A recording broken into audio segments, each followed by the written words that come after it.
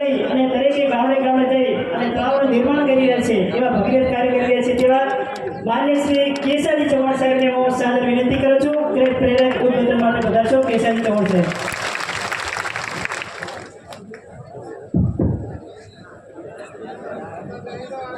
અહીં સદારામ બાપુના બેસના છે પણ સદારામ બાપુની જબરદસ્ત જેમ બોલી દઈએ એવી જે કે જે નડેશ્વરીથી હડાત નથી પહોંચે. બોલો સદારામ બાપુ કી. આ ઓગણજીની ધરતી છે, સત્યની ધરતી છે. તો ઓગણજી મહારાજને પણ જબરદસ્ત જે બોલી દઈએ તો તમારું કોમ ફતે થઈ જાય. બોલો ઓગણજી મહારાજ કી. આજે ક્ષત્રિય ઠાકોર સેના અને સમસ્ત ઠાકોર સમાજ દ્વારા આયોજિત આ લાભ પાંચમના દિવસે લાભ પહોંચ્યા સમગ્ર સમાજને, એના માટેનું જે આજે આ સ્નેહ મિલન છે. આજના કાર્યક્રમમાં આપણી વચ્ચે ઉપસ્થિત મારા સાથી ધારાસભ્ય અહીં મિત્રોએ કીધું કે ઘણું કર્યું છે પણ લક્ષ્ય હજી બાકી છે. આપણા આજના મોંઘેરા મહેમાન આદરણીય અલ્પેશભાઈ ઠાકોર, સમગ્ર નારી સમાજનું ગૌરવ, આ વિસ્તારના સાંસદ બેન જ્ઞાનીબેન ઠાકોર, હમણાં જેને ગુજરાત સરકારની અંદર મંત્રીમંડળમાં સમાવેશ થયો છે એવા વાવ વિસ્તારના લોકપ્રિય ધારાસભ્ય આદરણીય સ્વરૂપજી ઠાકોર, પાડોશી બધા આમ બધા જે મંગળ હકવાળ બધી જે અમારા આપણા પાડોશી ધારાસભ્ય આદરણીય અમરતજી ઠાકોર, ભાઈ મુકેશભાઈ ભરવાડ, મંજુગર બિરાજમાન સમાજની સમગ્ર ધોળી તલી અહીં ઉપસ્થિત સર્વે વડીલો, ભાઈઓ, બહેનો, યુવાન મિત્રો, પત્રકાર મિત્રો, પ્રથમ આપણે નવા વર્ષમાં સમૂહમાં પ્રથમ વખત મળીએ છીએ એટલે આપ સૌને, સમગ્ર સમાજને, સમાજના પરિવારને, આ વિસ્તારની જનતાને, ગુજરાતની જનતાને મારા તરફથી નવા વર્ષની ખૂબ શુભેચ્છાઓ પાઠવું છું. સૌને નવા વર્ષના ઝાઝા રોમ રોમ પાઠવું છું. અને ચિંતન એટલું જ કરવાનું છે કે આપણા સૌનું લક્ષ્ય છે કે આપણો સમાજ સામાજિક, આર્થિક, શૈક્ષણિક અને રાજકીય રીતે સક્ષમ બને. આપણે કોઈનું પડાવી લેવું નથી પણ એને એ આપણો ખભો પકડીને ચાલે એના ચિંતન માટે આપણે મળ્યા છીએ. અને એ ચિંતન જો આપણે કરવું હોય, શરીર નબળું પડતું હોય તો આપણે દવાખાને જાય તો ડોક્ટર આપણને ચરી આલે છે ને કે આટલી આટલી ચરી પાડજો તો શરીર હાજર થાય. તો જે આપણાને પાછા પાડનારા જે દુશ્મનો છે એને આપણે ઓળખવા. આપણને પાછા પાડે છે તો વ્યસન એ આપણો આ સમાજનો પહેલા નંબરનો દુશ્મન છે કે નહીં? વ્યસન આપણા પહેલા નંબરનો દુશ્મન છે. નિરક્ષરતા એ આપણો મોટો દુશ્મન છે. બેરોજગારી આપણો મોટો દુશ્મન છે. અજ્ઞાનતા એ આપણો દુશ્મન છે. અને આ સિવાય બીજા કોઈ દુશ્મન રહી જતા હોય તો તમે ઓળખી લેજો.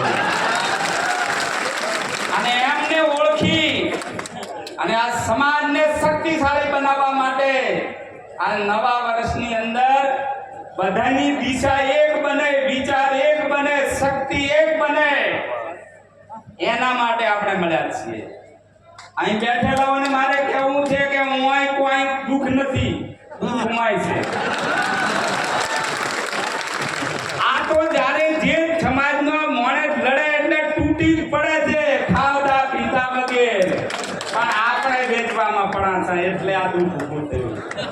એટલે મારી વિનંતી છે કે નવા વર્ષની અંદર મોય એક થવું છે ને મોય એક થવું છે. એ સમયની માંગ છે. શ્રીમદ ભગવદ ગીતામાં કૃષ્ણ ભગવાન ખુદે કહ્યું છે કે સમયની માંગને અનુરૂપ જે મનુષ્ય પોતાની જીવન વ્યવસ્થા ગોઠવશે એની હંમેશા પ્રગતિ થશે, સુખી થશે. તો સુખી થવું હોય આપણી એ માંગ છે કે આ એક દિશામાં વિચારે ને આ એક દિશામાં વિચારે, આખો સમાજ એક દિશામાં વિચારે તો આવતીકાલ તમારી છે, એને દુનિયાની કોઈ તાકાત રોકી ન શકે. મારી આપને વિનંતી છે કે ગુજરાતની અંદર અલ્પેશભાઈ ગુજરાતમાં અમારા કરતા વધારે ફરે છે. ગુજરાતના જેટલા ઠાકોર સમાજના સામાજિક અને ધાર્મિક સંગઠનો છે બધા જ ના દિલમાં એક વિચાર પેદા થાય. આપણું લક્ષ્ય છે કે આ સમાજ સામાજિક, આર્થિક અને રાજકીય રીતે આગળ આવે. આ કરવું છે ને, તો આ કરવું હોય તો જેટલા સંગઠનો સમાજના ઉત્થાન માટે તમે તાર કરો. હજી પણ બાકી હોય તો વધારે, પણ આપણી દિશા એક જ, મંજિલ આપણે સિદ્ધ કરવી છે. અને એ સિદ્ધ કરવી હોય તો સમાજના તમામ સામાજિક, આર્થિક અને ધાર્મિક સંગઠનો એક દિશામાં વિચારે. આપણા બધાનું લક્ષ્ય છે કે આ સમાજ એ બીજા કોઈનો ઓશિયાળો ન રહે, આ સમાજ શૈક્ષણિક રીતે આગળ આવે, એના માટેનો આપણે સૌએ પ્રયત્ન કરવો છે. હમણાં 2 દિવસ પહેલા અલ્પેશભાઈને મારે વાત થઈ હતી કે ગાંધીનગર આપણે રાજ્ય કક્ષાનો એક સંકુલ ઊભું કરવા જઈ રહ્યા છીએ. એમાં પૈસા તો જેટલા મળવો હોય એટલા મળે, પણ બધા આજે તમે જેમ તૂટી પડ્યા એમાં ઉત્સાહ ભેર જો રથ બીજો આવે તો ગમે વધામણા કરો અને એક રાજ્ય લેવલનો શૈક્ષણિક સંકુલ ઊભો થાય. ઉત્તર ગુજરાતની વાત છે તો આ વાત થઈ હતી કે પાટણ એ ત્યાં યુનિવર્સિટી છે, તો ઉત્તર ગુજરાત માટે પાટણની અંદર પણ આ સમાજનો શૈક્ષણિક સંકુલ ઊભો થાય. અહીં વાત થઈ છે કે બનાસકાંઠા અને પાટણ જિલ્લો, ભાઈ બનાસકાંઠા અને થરાદ વાવ જિલ્લો અલગ થયો છે, તો પાલનપુરમાં પણ જે મધ્યમ બને બનાસકાંઠા ત્યાં પણ આ વિચાર આગામી સમયની અંદર થાય. અને આ થરાદ વાળા પણ વિચાર કરે કે ભાઈ આપણે પણ જિલ્લા કક્ષાનું શૈક્ષણિક સંકુલ ઊભું કરવું, તો આપણે આ સમાજને શૈક્ષણિક રીતે આગળ લઈ જઈશું. આ વાત કરવી પડે ને, તો એ કરવાનું જવાબદારી આપણા સૌની જવાય. ભાઈ અમરતજી ને ભાઈ ચંદનજી ને બધાએ વાત કરી સામાજિક, મેરોજી બધે સામાજિક સુધારણા માટે. મેં ભાઈ જ્ઞાનીબેન મળ્યા હતા ત્યારે મેં વાત કરી હતી કે આપણે ટૂંક સમયની અંદર આની ચિંતન શિબિર થાય. માત્ર ભાષણ કરવાથી સામાજિક સુધારાઓ થઈ શકવાના નથી. એના માટે આપણા જે આ જિલ્લાના સામાજિક આગેવાનો ભેગા થાય, આખો દિવસ ચિંતન થાય, અને આખો દિવસ ચિંતન કર્યા પછી નિર્ણય થાય કે આપણે કયા કયા સુધારા સમાજ સમક્ષ રજૂ કરવાના છે. અને પછી ઓના કરતા પણ ડબલ કે 3 ગણું મોટું સંમેલન થાય. એમાં બહેનોને લાવજો, ન કે તમે હું હાથ ઊંચા કરી દઉં ઘરે તમારું કેટલું ચાલે તમને ખબર છે. એટલે બહેનો પણ ભાગ લે અને ભાઈઓ, બહેનો, યુવાનો બધા એની અંદર જોડાય તો આ પરિવર્તન આવે. એટલે અત્યારે હું વિશેષ કોઈ વાત નથી કરવાનો. અહીં 23 તારીખ 23/11 અહીં અલ્પેશભાઈ ઠાકોર સાહેબ 23/11 જે આપણે કન્યા સંકુલ ઊભું કર્યું જેનું લોકાર્પણ કરવા આપણે જઈ રહ્યા છીએ. તમને જાહેરમાં આમંત્રણ છે કે આખા સમાજને 23 તારીખે વધારજો. એ વખતે શિક્ષણની વધારે વાત કરીશું, પણ આ સામાજિક સુધારણા માટે તાલુકા વાઇઝ મુખ્ય આગેવાનો આખો દિવસ બેસીને ચિંતન કરે. ચિંતન કર્યા પછી એક મતી ઉપર આવે, અને એક મતી ઉપર આવી અને પછી સમાજનું વિશાળ સંમેલન થાય ને એમાં બહાલી મળે. અને બધાએ આપણે જો પ્રયત્ન કરીએ તો પ્રયત્ન કરને વાलों की कभी हार नहीं होती. જે પ્રયત્ન કરે એની કદી હાર ન થાય. અને જે સમાજમાં આપણે જન્મ્યા છીએ, हम रहे या न रहे, समाज तेरा वैभव अमर रहे.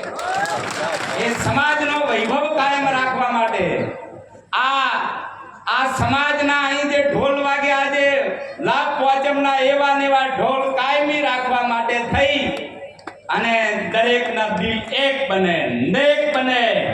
અને આગામી સમયની અંદર સમાજ જે આપણા સામાજિક કુરિવાજો કે આપણા સમાજને નબળા પાડનાર જે કોઈ દુશ્મનો છે એના સામે એક થઈ અને આક્રમણ કરે તો વિજય તમારો નિશ્ચિત છે. અને એટલે છેલ્લે વાત એટલી જ કરવી છે કે યુવાનો જ ઘણા આયા છે તો યુવાન કોને કહેવાય? अरे किनारों से टकराए उसे तूफान कहते हैं, किनारों से टकराए उसे तूफान कहते हैं, मगर तूफान से टकराए उसे युवान कहते हैं। वो जवानी जवानी नहीं, वो जवानी जवानी नहीं जिसकी कोई कहानी ना हो, उन आंखों की कोई हस्ती नहीं जिन आंखों में पानी ना हो। અને આ સમાજ માટે પાણી બતાવવા માટેનો આજનો સંકલ્પ કરવાનો પ્રસંગ છે। સંકલ્પ કરીને જઈએ કે આગામી સમયની અંદર સમાજને સામાજિક આર્થિક અને રાજકીય રીતે સક્ષમ બનાવવા માટે જો હું પાછો પડું તો મારી જનરલીનું ઢાળ એ દાદ સાથે આપણે આપણા ક્ષેત્રમાં કામ કરીશું। આજે દિયોદરના આંગણે સદારામ બાપુના ચરણોમાં આ છાત્રાલયની અંદર સમાજ સૌ અહીં તમે ઉપસ્થિત રહ્યા, તમારું હું વંદન કરી અને સૌનું સ્વાગત કરું છું। અને આ નવો ઇતિહાસ સમાજનો બનવા જઈ રહ્યો છે, એ ઇતિહાસના તમે સૌ ભાગીદાર થજો। અને મિત્રો, સંકલ્પમાં એટલી તાકાત છે, નક્કી કરો સંકલ્પમાં એટલી તાકાત છે કે મહાત્મા ગાંધીએ સંકલ્પ કર્યો હતો કે કાગડો કે કૂતરાના મોતે મરીશ પણ આ દેશને આઝાદ કરીને જ રહીશ।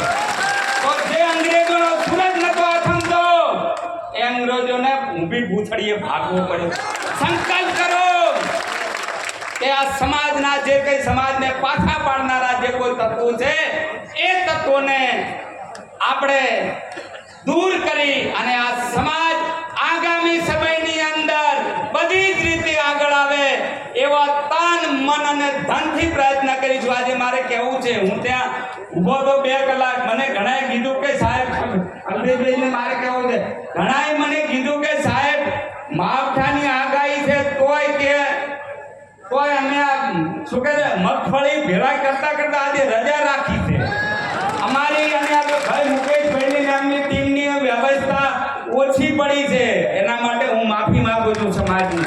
ક્યાંય વ્યવસ્થા અહીં ભણાય તડકે ઉભા રહેવું પડ્યું છે, પણ અમે બધા જ ખાતરી આપીએ છીએ તમારું આ તાપ એ આગામી સમયમાં યાળે નથી જવાનું। એ સદારામ બાપુની આ ધરતી પરથી હું સદારામ બાપુનો 40 વર્ષથી ભગત છું અને સદારામ બાપુને દિલમાં રાખીને જજો। આવતીકાલ તમારી છે, એ આવતીકાલને વધારવા માટે સમાજ એક બને, નેક બને, સંગઠિત રહે, શિક્ષિત રહે અને સત્ય માટે સંઘર્ષ કરતો રહે એવા સંકલ્પ સાથે આપણે છૂટા પડીશું। આપ સૌનું દિલથી સ્વાગત કરી અને સમાજને વંદન કરી, સમાજને નમન કરી મારી વાત પૂરી કરું છું। ભારત માતા કી જય।